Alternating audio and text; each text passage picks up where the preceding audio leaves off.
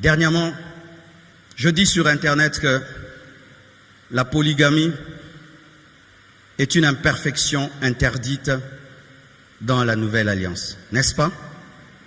Mais je vois des chrétiens qui me contredisent sur la polygamie. Alors je me dis, nous quand on nous prêchait là, on nous mentait, ou c'est la nouvelle... Donc tu te dis, oh, peut-être je suis dans l'erreur. Et puis ils disent, mais Abraham, mais, frère, qui est le premier polygame de la Bible? Vous le connaissez? C'est Lémec. Qui est Lémec? C'est un fils de Caïn. Qui est Caïn? C'est le premier maudit de la terre. C'est-à-dire le premier maudit a engendré le premier polygame. Donc la polygamie est sortie de Caïn le maudit. 2. Vous parlez de la polygamie d'Abraham. Comment Abraham s'est retrouvé polygame? Est-ce que c'était dans la volonté parfaite? C'est sa femme qui lui a dit de prendre sa servante Agar pour lui donner un enfant.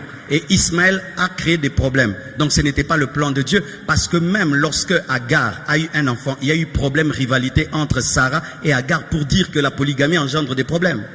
Et quand vous parlez de la polygamie de Jacob, comment Jacob s'est retrouvé polygame? Il n'avait pas l'intention d'être polygame, il a aimé Rachel, on lui a donné dans la nuit Léa, et il s'est retrouvé maintenant avec Rachel et Léa.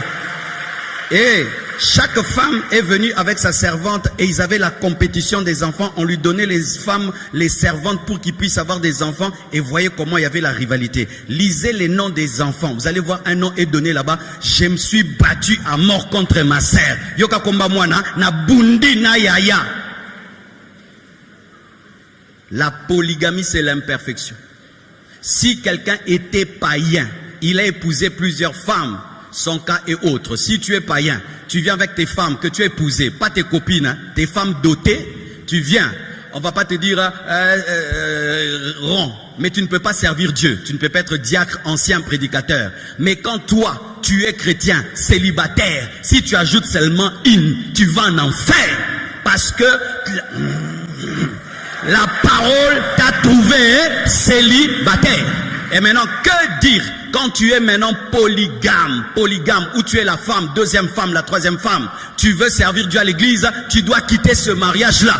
Parce que si tu es polygame, tu es prédicateur, tu es en train de donner un mauvais exemple. Et si tu es troisième femme, tu es prédicatrice, c'est un mauvais exemple, même si on t'a doté.